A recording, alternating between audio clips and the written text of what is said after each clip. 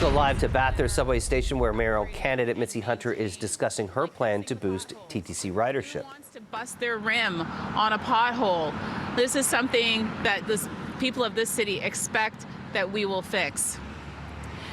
Today I want to talk about ending the TTC death spiral and boosting ridership on Toronto's transit system to get Toronto moving again. As mayor, seniors and Wheel-Trans users will ride free on the TTC. This will help get ridership up. It will also lower TTC fares and reverse the fare hikes, restoring the services and reversing the cuts. This will end the death spiral on the TTC of lower services and higher fares that's being created. I will also increase transit safety by pairing our transit officers with social workers, even after hours, because oftentimes that is when people need the most help and support, and we need to connect them with services.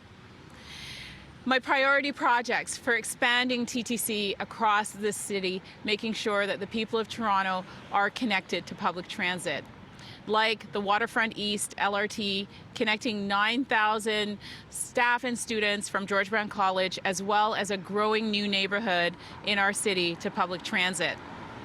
My plan to expand services in the north of our city, along Shepherd Avenue, from Downsview to Scarborough, by extending the North York Scarborough subway extension. That's the line 4, the pink line, and connecting people in the northern part of our city. That's also a way for us to add density along those corridors as we're building transit out. Ensuring that people of Scarborough have a dedicated busway when the SRT Line 3 is decommissioned. This will save Scarborough commuters 21 minutes of travel by doing that. And of course, the Eglinton East LRT project, which connects the U of T Scarborough along with residents in Malvern to the subway system. I'm very excited to also extend TTC services earlier by starting the subway at 5:30 a.m. And this will be from Monday to Saturday every week, starting in September with me as mayor. This will help our shift workers in construction, in the service industries, even in healthcare, to get on our transit system rather than in their cars. This will help to reduce congestion in our city, and of course it will save our environment as well. It just makes practical sense to do that. And of course, unlike other candidates in this race, I do have my fully costed plan to fix the 6, which people can find on my website, or they can now download my podcast and to have information about my 6 priorities. Unlike other candidates, I have promised the people of this city before voting that they would have my plan, and it is now available to them. Other candidates in this race won't say how they will pay for their promises, or they have magical thinking, like somehow Premier Ford is going to suddenly upload the gardener and the DVP when he said no, he's not going to do that, or the federal government is going to provide a Toronto-only bailout or some pot of money that's just sitting there waiting for Toronto only. I want to get Toronto moving, and we have to get going ourselves. I have my platform, and it is costed and available for people to see exactly what they are getting when they vote for me as their mayor. We must get our city moving again. It's time that we fix the 6. So let's work together to do that. It's important that everyone gets out and votes on June the 26th. Listen, this is about the future of our city. It is time for change. It is time that we get Toronto moving, and that's why I've announced today starting the subway system at 5:30 a.m. so that we can wake up our city, get people on transit, reduce congestion, and open up our services so that seniors can ride free on the TTC as well as Wheel-Trans users.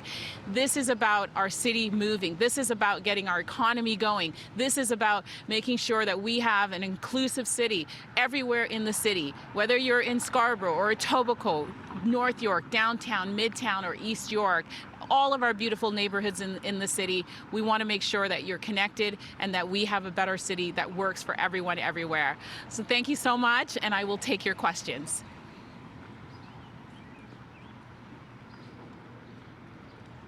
What will be your focus in the last 14 days leading up to Election Day? Other candidates have been trying to go ahead against the one candidate that's leading in the polls. You seem to be focused in a different direction. Yeah, it's really important that we are upfront and honest with the voters. And unfortunately, the candidate that is leading in the polls hasn't told people how she will even pay for the promises that she's making, has not even bothered to put out a platform for people, and wants to take us back to budgeting of the 1990s, when the council agenda needs to be about 2023 and the future of this city. And so it is so important in this election. It is about the future of the city. It is about how we get Toronto moving. It's about how we fix the six and make sure that our city is working. We can't afford to go back. We have to move forward. I've put forward a realistic, fully costed plan and vision for our city.